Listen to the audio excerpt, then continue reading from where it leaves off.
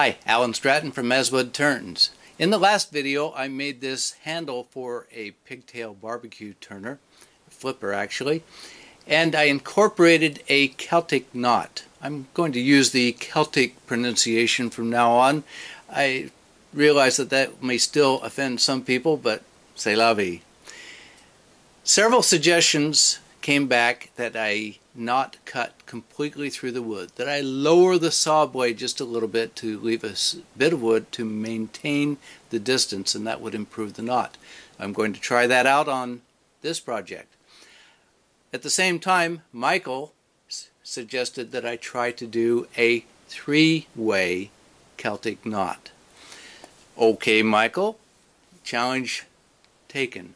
So here is a three-way Celtic knot. It's a little bit different. I had to jig up a little bit different way, and I did not cut completely through. I think it's successful. Now, this was a four-way. This is a three-way. Now, if you want me to do a five or six-way, just to prove it can be done and see what the differences are, I'll do that if there are enough comments down below this video. So, if you want to see a 5 or 6 lobe Celtic knot, let me know. And if there are enough, then I'll do it. The same process that I'll use for this three-way can be used, I think, for any number of loops in the Celtic knot. So, let's go for it. Let's make a Celtic knot. Oh, what is this? Well, it actually is for back pain, that you can rub on somebody's back on the flat, massage out a knot with the big end, or if it needs more specialized pressure, massage out the knot with the small end.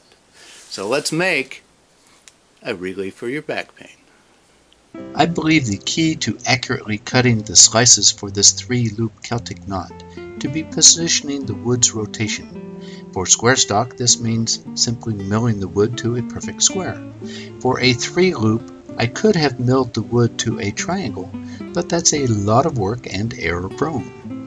My solution is to cut a pair of triangles with two critical characteristics. They are, 1, large enough for my square stock to fit inside the triangle, while 2, the center of the triangle corresponds to the center of the wood.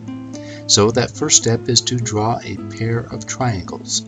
I used PowerPoint to make patterns, glued the paper to a piece of plywood, and rough cut the plywood a little bit large. Next, sand the wood to the pattern. I took a class from a pattern maker who could reproduce almost any part with a master pattern, a knife, bandsaw, and sander. Gary could sand to the middle of a knife mark. I found that much more accurate than trying to measure and cut with a saw. Next, with a hole in the triangle's middle and holes at the center of the timber's ends, I aligned the middle of the triangle with the middle of the wood with a nail, then used hot melt glue to fasten everything together. Much easier to build up just the end of the wood with the plywood than to mill a large hunk of cherry that would mostly wind up as shavings on the floor. I have a sliding miter table that has proved mostly useless. I finally found a good use for it with this project. I set the saw curve for 30 degrees and the depth to be just a little less than the thickness of the wood. For insurance, I CA glued another piece of plywood to the upper side to stiffen the wood despite the saw curve. After the next gluing step, the CA could easily be sheared off. I wanted the timber to be long enough to safely cut and handle. With this much wood, I can try to get 2 back pain tools from this piece. I milled my walnut inserts to just fit the saw curve. I coated the surfaces with Titebond Original Extend and did my best to get glue inside the saw curve. The disadvantage of this method is the risk of inadequate glue inside the curve. I used the insert to try and get glue to the inside. It was not time to skimp on glue.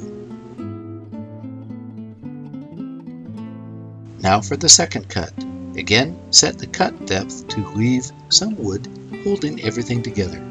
Again, I decided to reinforce the wood with some plywood. This time for the glue setup, I pre-shaped the walnut pieces. They're somewhat odd shaped. The problem is that they only go in one way, and I got mixed up between the four corners and two sides. By the time I found the right combination again, I figured I had a good coating of glue inside the curve. The third cut is a lot like the others. Set the saw depth and reinforce the side of the glue with some plywood. This time for the glue up, I labeled the walnut sides to keep things straight. To help spread glue, I used a craft stick thinner than the saw curve.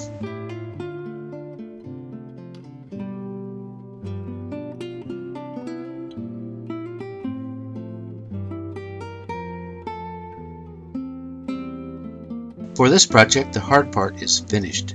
Now I've mounted the wood between centers using the holes I drilled earlier to align the plywood triangles. Now on to standard roughing out. Next I mark the center. Here I'll cut a mortise that will hold the two ends into a chuck. Then cut them apart.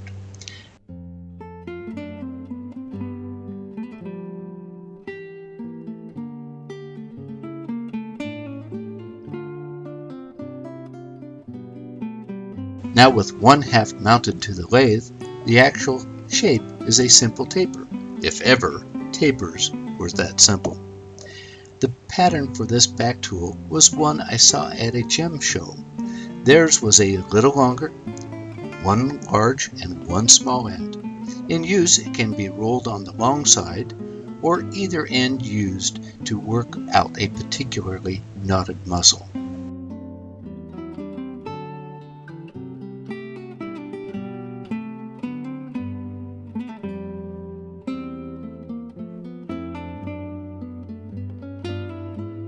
Then sand it up through the grits and finish with beeswax and mineral oil. I sanded the wax oil mix into the wood with 400 grit sandpaper. Finally, a quick buff with my Beal buffing system. I'm liking what it does to my projects.